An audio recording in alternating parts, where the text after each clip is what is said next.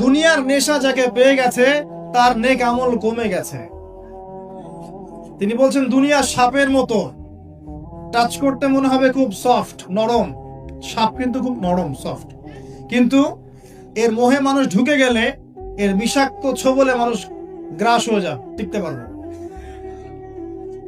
পরে আমি দিকে আসছি ইনশাআল্লাহ। নবী সাল্লাল্লাহু আলাইহি ওয়াসাল্লাম একটা হাদিসে বলেছেন, এই মহাসাগরে আপনি যদি আঙ্গুল ঢুকিয়ে দেন, যতটুকু পানি হাতে লেগে থাকবে এর নাম দুনিয়া, বাকি সমস্ত পানি হচ্ছে আখিরাত। এটাই হয়তো ওই আয়াতের ব্যাখ্যা হতে পারে, বাল তুসিরুনাল হায়াতাদ দুনিয়া ওয়াল আখিরাতু খায়রুন ওয়া আবকা। তোমরা দুনিয়ার জীবনকে প্রাধান্য দিচ্ছ কিন্তু আখিরাত চিরস্থায়ী এবং উত্তম। একটা হাদিসে পড়েছিলাম নবী সাল্লাল্লাহু আলাইহি ওয়াসাল্লাম যাচ্ছেন সাহাবীদেরকে নিয়ে, রাস্তায় একটা মৃত ছাগলের বাচ্চা বা ওই বকরির বাচ্চা ছিল, মৃত। নবীজি বলছেন, এই মৃত ছাগলের বাচ্চাটা তোমরা কি 1 দিরহামের বিনিময়ে কিনতে চাও? সাহাবীরা বলছেন, বিনামূল্যে দিলেও তো কেউ নিবে না ইয়া রাসূলুল্লাহ সাল্লাল্লাহু আলাইহি ওয়াসাল্লাম। নবী সাল্লাল্লাহু আলাইহি ওয়াসাল্লাম বলছেন যে আল্লাহর কাছে এই পুরো দুনিয়ার মূল্য এই মৃত ছাগলের সমান নয়। নবীজি একটা হাদিসে বলেছেন সাল্লাল্লাহু আলাইহি ওয়াসাল্লাম, আল্লাহ পাকের কাছে যদি দুনিয়ার মূল্য একটা মাছির দানার পরিমাণ হতো, আল্লাহ পাক কোন কাফের মুশরিককে এক ঢোক পানি খেতে দিতেন না।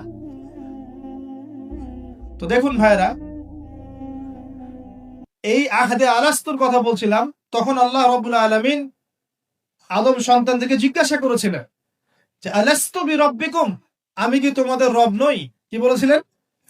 আলাস্তু বিরাব্বিকুম, আমি কি তোমাদের রব নই? আমরা সবাই বলেছিলাম বালা, অবশ্যই আল্লাহ আপনি আমাদের রব। এটা আমরা বলে এসেছি মহাবিশ্বে। আমরা এখন যেখানে বসবাস করছি এর উপরে 7 আসমান আছে। কত আসমান?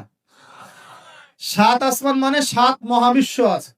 এক মহাবিশ্ব থেকে আরেক মহাবিশ্বের দূরত্ব হচ্ছে 500 বছরের রাস্তা। এরকম করে 7টা আসমান আছে। তার উপরে কুরসি, ওয়াসিআ কুরসিয়ুহুস সামাওয়াতি ওয়াল আরদ। তার উপরে আছে মহাসাগর, যার গভীরতা 500 বছরের পথ। তার উপরে আছে আরশে আজিম, যে আরশ বহন করে নিয়ে আসবে মাত্র 8 জন ফেরেশতা। কতজন? আরশের উপরে আল্লাহ রাব্বুল আলামিন সমুন্নত। আল্লাহু আকবার যে আমরা বলি, আল্লাহ পাক যে কত বড় এখন চিন্তা করেন।